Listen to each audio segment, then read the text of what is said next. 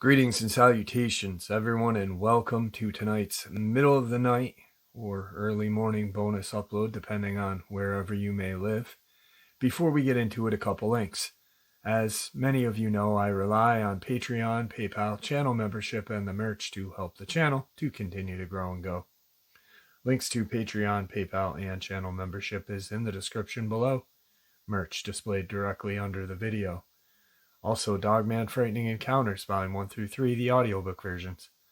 They were written and researched by Tom Lyons, narrated and produced by me, Jeff Nadolny. Those audiobooks are available on Audible, Amazon, and iTunes, links to which are also in the description as well. And finally, last but definitely not least, if you'd really like to help support the channel to continue to grow and go, simply subscribe. It doesn't cost you a cent. Click that like button, it takes half a second. If you don't want to miss out on any of the important and informative uploads I put out daily, click that bell icon, and folks, please leave a comment. Why? Well, because all these things really do help the channel to continue to grow and go, and yes, folks, they do matter.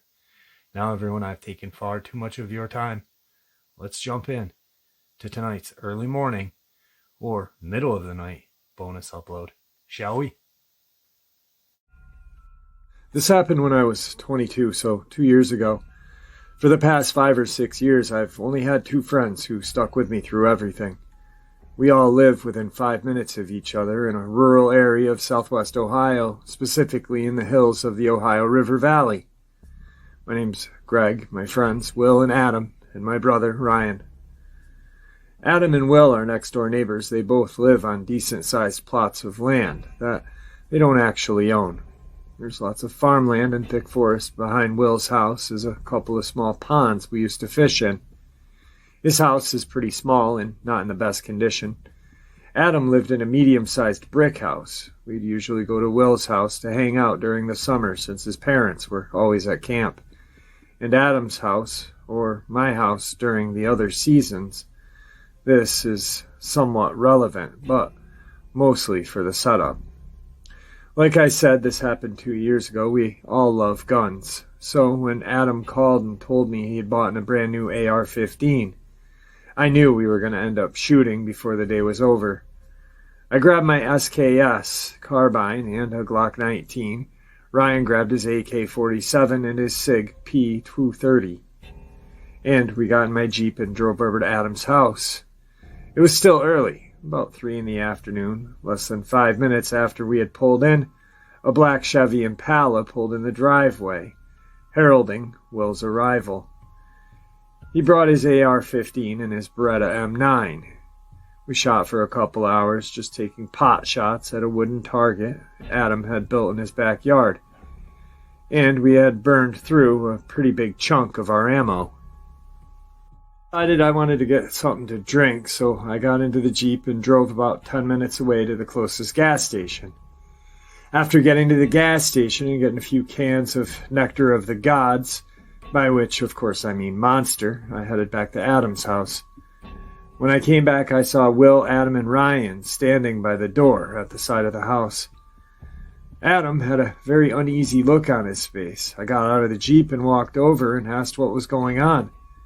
We heard some weird sounds in the woods a few minutes ago. Will told me. I asked what he was talking about and what he meant by weird sounds. He began to explain. We heard some sort of loud vocalization that sounded like a mix between a coyote's yelping and a howl. None of us had any idea what could have been, so we decided to forget about it. We went inside and decided to play some games. After a few hours, I became bored and started browsing 4chan on my phone and lost track of time, but it was getting pretty late. Will had walked outside to have a cigarette. Adam was in the bathroom, and Ryan's girlfriend came and picked him up. Adam's dog started to bark all of a sudden and startled me. I heard Will come back inside the house rather quickly. I asked what was going on and if something was wrong. "Step outside and check for yourself," he told me. I stepped outside, curious about what the dogs were barking at. And the second I opened the door, the smell hit me. It was the worst smell I had ever smelled in my entire life. Imagine the smell of wet dog, the smell of dead deer rotting in the sun, and the smell of a landfill. That's the best and only way I can describe it. Repulsed by the smell, I went back inside and told Will, "I can see why you came in so quickly." The dogs were still barking, and they seemed to be getting more aggressive. Adam finally came out of the bathroom, wondering what the commotion was. Will explained the smell, and Adam seemed more curious than anything. He was also angry about the prospect of someone trespassing. He grabbed his AR-15 and his 1911 and walked outside and looked around. He told us to stay inside until he got back. Not thinking much of it, we agreed and began browsing 4chan again. I was startled when I heard the sound of a dog yelp, followed by 5 gunshots in rapid succession. A couple minutes later, Adam busted through the door. "Get your friggin' guns," he said in a panicked voice. "Some tall dude in a ghillie suit just killed one of my dogs." We grabbed our guns and followed him outside, staying close the entire time. Sure enough, in the backyard, we found one of his dogs dead. The throat was ripped out. This wasn't a small dog either. It's a large poodle mix of some kind, one of those really big ones. Close by, we saw the other dog cowering in its doghouse. The cows in the pasture on the other side of the road were mooing, as if they were afraid and agitated. I asked Adam to explain what was going on, and he told me. I was on the other side of the barn when I heard my dog yelp. When I rounded the corner, I saw a figure that looked like a big guy in a ghillie suit running toward the woods. I shot at him, hoping to hit him in his leg and incapacitate him, but I know I didn't hit him. The same smell I described earlier was hanging around in the air, but it was faint. Will and Adam had their flashlights on their rifles, and I had one on my pistol, so I slung my SKS over my back and drew my pistol, and we fanned out to search the area. I wasn't expecting to find anything. I could see Will heading to the other edge of the property, and Adam was moving toward the cow pasture. I headed back toward the barn, and as I started to step in, I lit a cigarette. I felt raindrops start to hit me, so I stepped into the barn to smoke. I stood there for less than a minute when I heard another gunshot. It came from the direction Will went in. I started walking that way. I saw Adam heading that way as well. While we were making our way over, Will fired 3 more shots. "What the hell are you shooting at?" Adam asked. I saw the dude, but Will's voice was shaky and hushed. It didn't look like a guy. Will took a heavy gulp and continued to explain. It looked like a big dog or a wolf. I could clearly see its muzzle and ears. I saw it standing behind some bushes, but it had to have been standing on its hind legs. He stopped, pulled out a cigarette, his hand shaking, but still managed to light it. I sized it up using the nearby tree, and it had to have been over 6 feet. "What are you even talking about, you schizo?" Adam asked. "You know there aren't any wolves anywhere nearby, and the coyotes don't get that big. You think a coyote would have had the guts to come up and rip my dog's throat out too? We've got to be dealing with some pelt-wearing hermit strung out on meth or something," I chimed in. The tree that Will was talking about was about 350 feet away, so we all walked over to see what he was talking about. The rain started picking up, and the wind was getting strong as well. A clap of thunder put us all on edge. Sure enough, once we reached the tree, a large maple, the branch he used to determine the size, was close to 8 feet off the ground by our estimate. We decided to put the other dog in the garage and to keep it safe from whoever or whatever was messing with us. This dog was inside a small kennel, but if you live in a rural area, you know a junkie always finds a way to break into places they aren't wanted. Adam unlocked the kennel. She followed Adam to the garage and went right inside. Adam locked the door, and we ran back into the house. "So should we just leave? We can crash at Greg's house until morning," Will said. I reminded him that Ryan and his girlfriend were there. His face instantly shifted to that of disgust. We all hated Ryan's girlfriend because she was not the kindest person, if you catch my meaning. None of us wanted to deal with her, so we unanimously decided just to hunker down with our guns and stay awake for shifts. It was past midnight at this point. I volunteered to take the first shift from midnight to 2 a.m. Will and Adam passed out. I sat there watching out the window. I became bored after my adrenaline wore off. I reached into my backpack and pulled out a finely crafted cigar. I stepped out on the back porch, lit my stogie, and began to smoke and unwind. I stood there for about 10 minutes when I heard the cows start to make a lot of noise again, and I could hear the other dog barking aggressively inside the garage. I became on edge again, and I sat my cigar in the ashtray. I unslung my rifle and held it with the safety off. It's sure not to stray too far out of the porch light, but I got far enough into the field to see movement in the tree line. I couldn't see what it was, but in the gap of the trees and undergrowth, I saw a quick flash of a gray figure. I began feeling very uneasy, so I started backing to the house. I could hear rustling over the breeze. It sounded like it was moving toward me. I pointed my rifle in the direction. If you're not familiar with guns, the typical SKS has a 10-round fixed mag, which means it doesn't come out. I had 10 shots to defend myself before I would have to reach for my pistol if something were to happen. The rustling stopped. I still couldn't see anything. I was about halfway between the porch and the tree line. Time felt like it stopped. I felt like I was standing there for hours. I turned and ran, hearing something burst out from the undergrowth behind me. I reached the back door and threw the door open, struggling to catch my breath due to years of smoking. Will and Adam had woken up, and Will's shift started soon. I told them about what happened, and they told me to go lie down for a bit. And when I woke up, we would all sit up until sunrise. I lay down on the couch and managed to somehow doze off.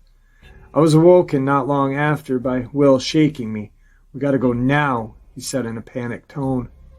"Adam went outside over a half an hour ago, and he's still not back." I was still half asleep, so it took a second to sink in. "Adam's gone?" I asked, trying to make sense of what I was hearing.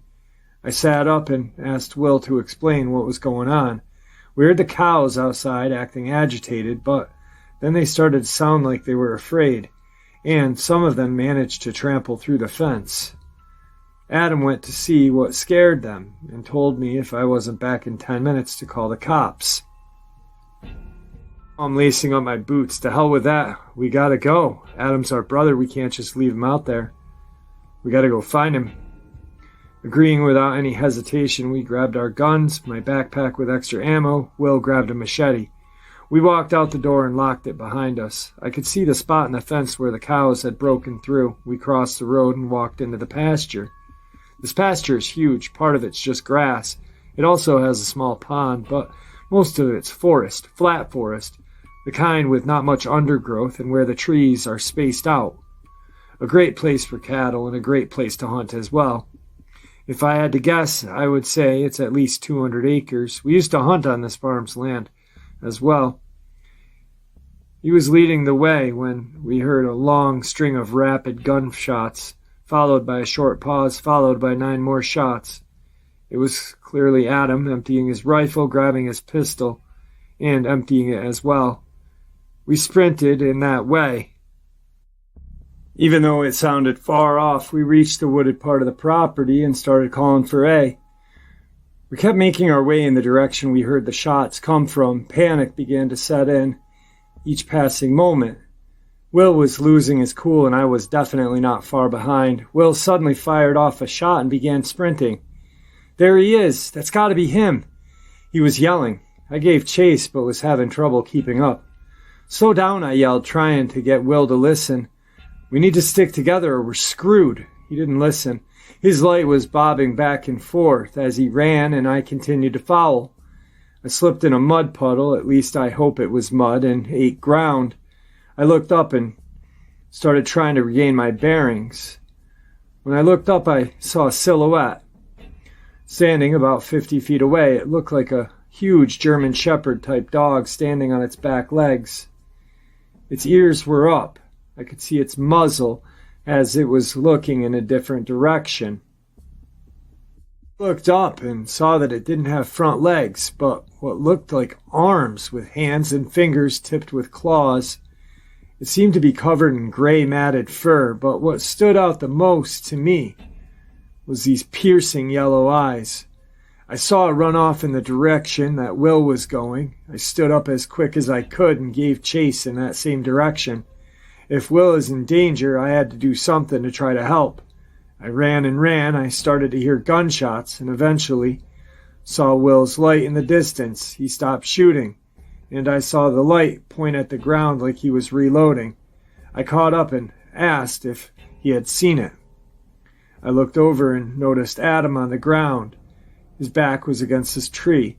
I started to panic and asked if he was okay. "He's breathing, just unconscious," Will replied.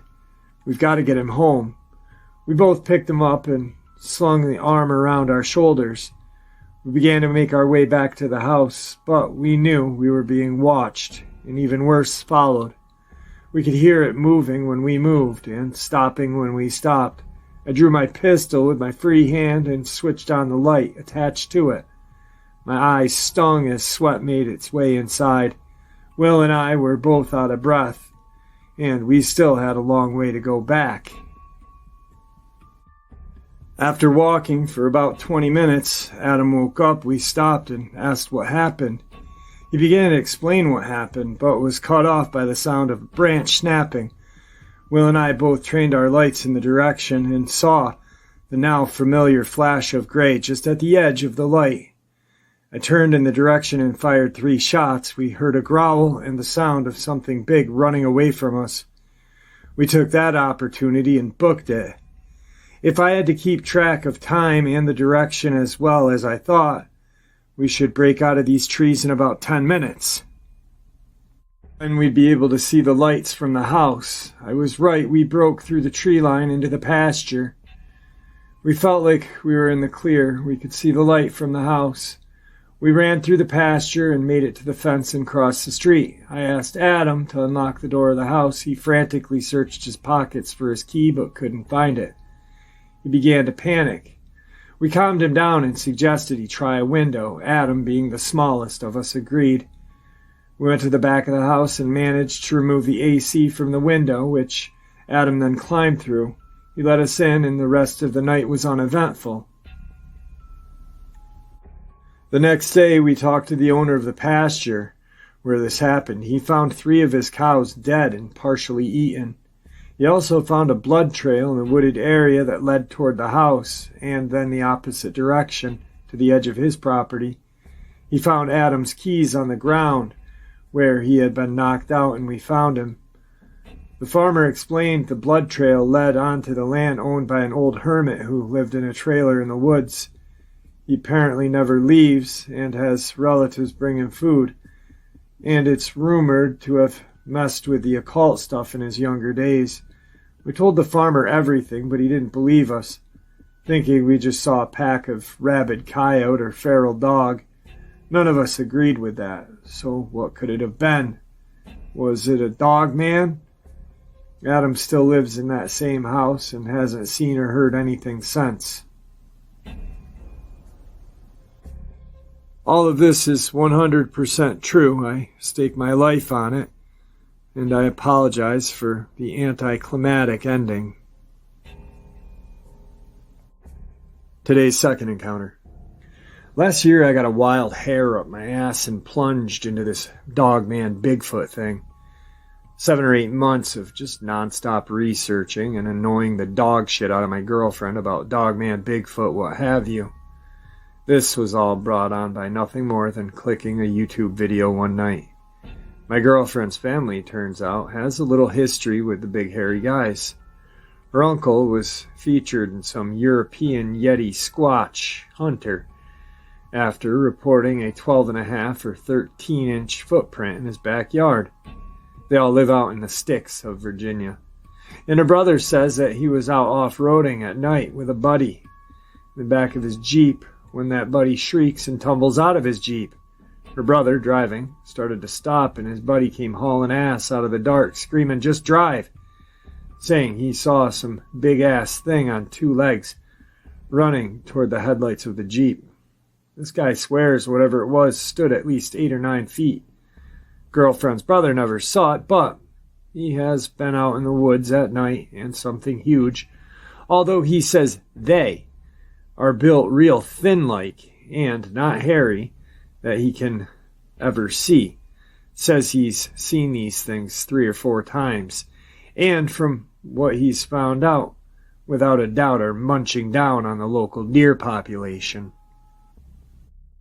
Fast forward about a month and a half from me hearing about this. It's Christmas Day. We're out at her family's Christmas dinner. Great food. People are cool. Sasquatch is far from my mind.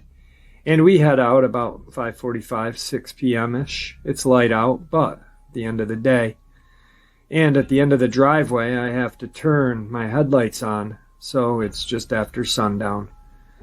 15, maybe 20 minutes into the drive back home, we're coming up on a medium left curve, and my headlights begin to light up the foot, then the leg, and then the back of this huge thing. I'm still reluctant to say whatever it is for sure. This thing was easily every bit 9 feet tall. The foot that was illuminated was atop of a double yellow line, and I'd say about half of the heel overhanging the yellow line. And on the other side, probably all its toes, maybe up to the ball of its foot, going past the side of the double yellow. It was crossing the road from my right toward the left, and quick enough that my lights never hit its face, just kind of got its back and shoulder. The thing that made me really slam on my brakes was seeing whatever it was step from the double yellow line to the shoulder or ditch of the road in one stride. All right, folks, just a quick middle of the night bonus upload to get you to the morning. I hope you guys enjoyed this as much as I enjoyed sharing it with you. Guys, I'd like to thank you all for supporting the channel. Your support is honestly what makes the channel continue to grow and go, and what makes it special. A place where people can share without ridicule and judgment, and just treated with respect for sharing their theories, ideas, and experiences. Thank you. Everyone, please stay safe, happy, healthy, and ever vigilant, keeping an eye on our children, pets, family, and friends. These creatures are real. They're out there. They're dangerous. Share this information with those you love and care about, and it may just help save their lives someday.